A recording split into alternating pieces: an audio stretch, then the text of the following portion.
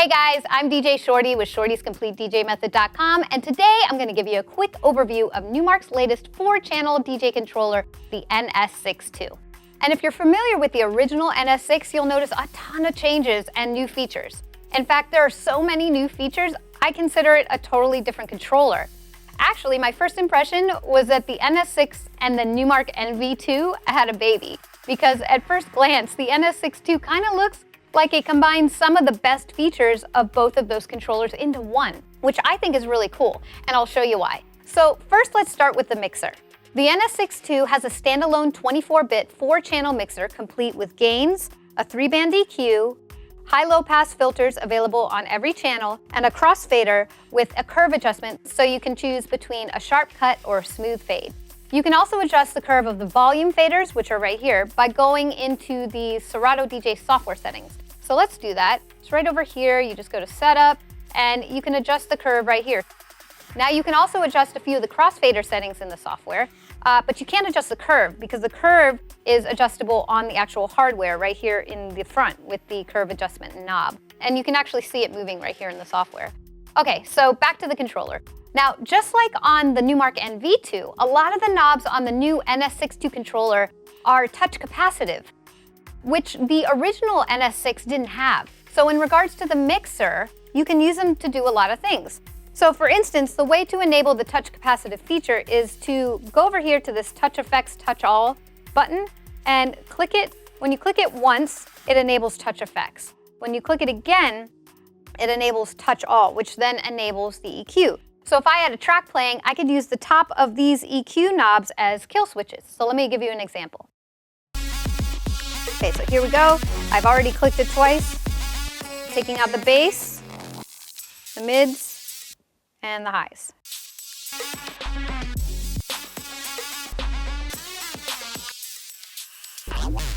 Okay? Now you can also apply some really cool effects to the filter knobs.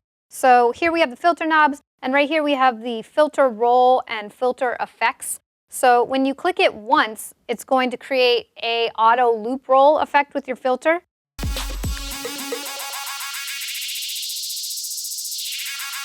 And then if you touch it, it can start and stop that roll. And then if you click it again, right here, filter effects, then it will apply the effect, whatever effects you have set up, to that filter roll knob. So while we're talking about the effects on the new NS6II have been relocated. Originally on the original NS6, they were right here at the top, and it was just like effects 1 and 2. But now there are 3 banks on either side to accommodate Serato DJ's effects. So we have effects 1, 2, and 3 on both sides.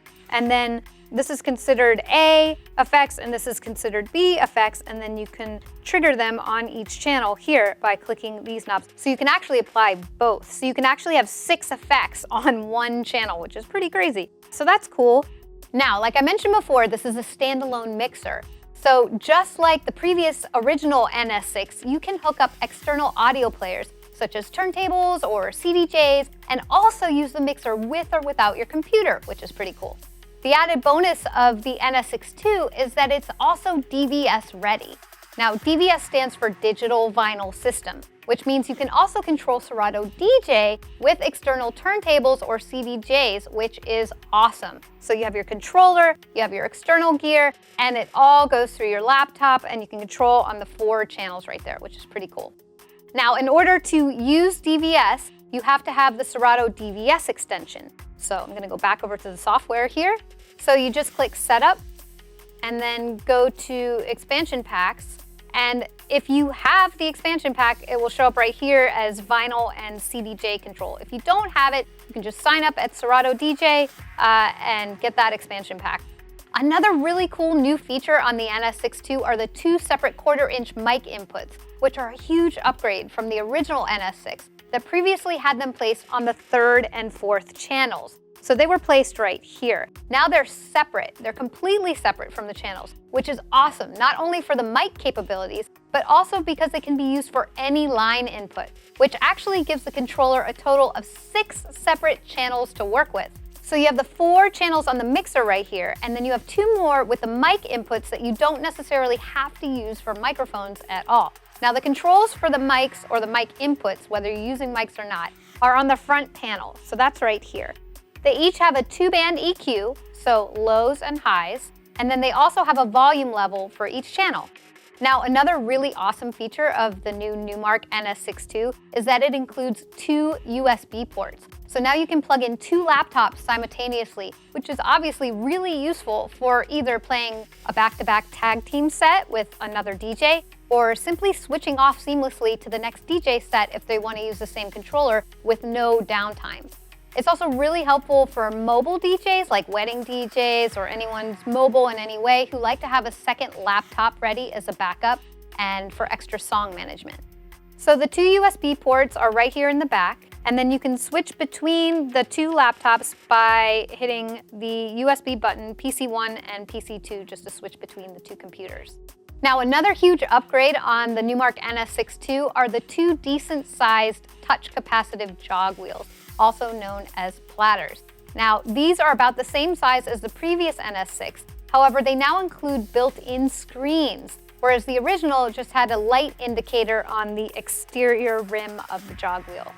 Now these screens are so awesome because they have the most critical song info displayed right there on the platter, including the platter position location mark for cue points, which I personally love because it's also really super helpful for scratching in addition to knowing where you are in the song. So the first bit of info it shows you is the active deck. So right here it says deck 2, and if I want to switch it, so say I switch it to 4 with the button, then we would have deck 4 right there. And then over here we have deck 1 and then deck 3. So that is the active deck. So the next thing it shows you is the platter position. So that's the location mark for cue points and scratching. So if you're used to CDJs, for example, they have this feature as well, but now you have it on a controller, which is really awesome. So it's this little space right here in the red ring, and you'll see it's moving. So that's where it is. So if I wanted to scratch it or whatever, or just drop it or just know where it is, I'm looking at that little space right there.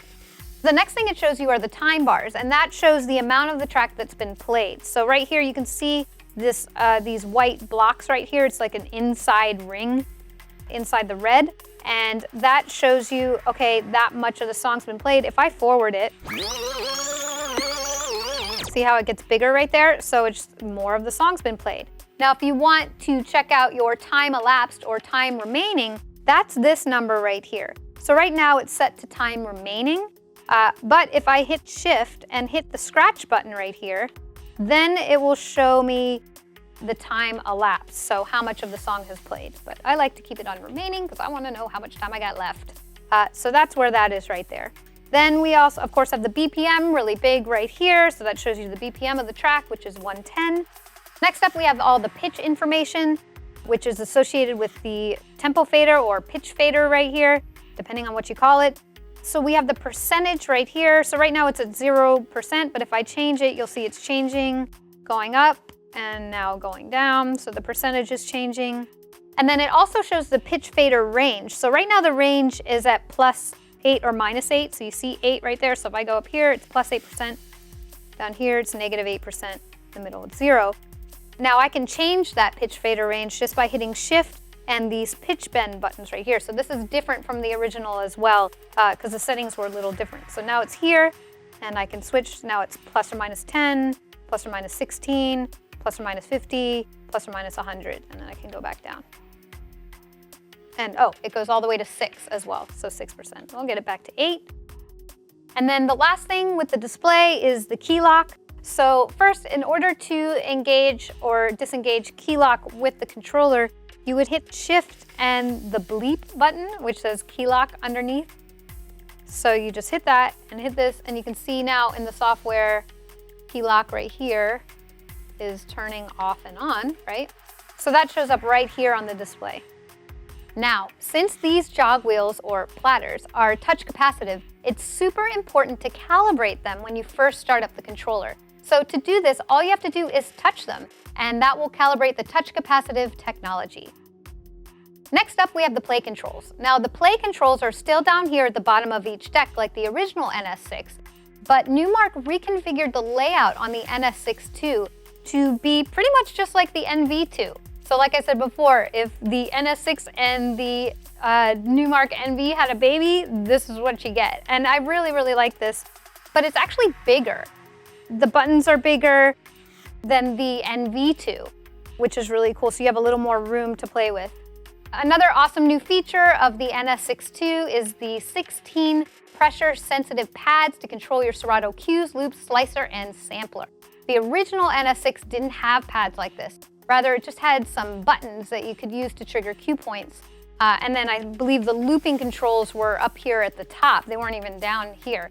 But the NS6II now has proper pads, which are based upon Numark's sister company's MPC technology. And like the play controls, they look and feel and act very similar to the NV2's pads and layout. However, all the pads are larger, like I said, on the NS6II, which I really like. Another little nice touch they added to the NS6II are these roll bars right here on the front panel. So these protect the knobs on the front panel, which I think is a really cool feature, especially if you have to travel with this controller. So that's pretty much it for all the new features. So I'll just leave you with a couple additional tips that may or may not be obvious to you guys. The first one is when you get it out of the box, it's gonna have these film sort of stickers on the platters. I've already torn my off, so it's kind of like curling up right there. But when you get it, it's flat. And so you gotta be sure to take those off. Otherwise, the platters won't respond as they're supposed to. And Numark told me that they've already gotten a lot of questions of why aren't my platters working? So make sure you take these off, okay? And then the other thing is if you are a PC user, it's not as obvious that you actually, Windows computers require a driver that you can download here, and here's the link. So make sure you download that. If you may or may not have to, depending on what install you have on your laptop. I had to, I am a Windows 10 user, so I had to download that driver. So that is just a helpful tip for you. So that's about it for Numark's new NS6II Serato DJ controller. I hope you guys found this overview helpful. And if you want to learn more about how to actually DJ with a Serato DJ controller, please be sure to check out my Serato controller tutorial video series featuring Numark controllers at shortiescompletedjmethod.com. Until next time, I'm DJ Shortee. Thanks so much for watching, and I'll see you again soon. Bye!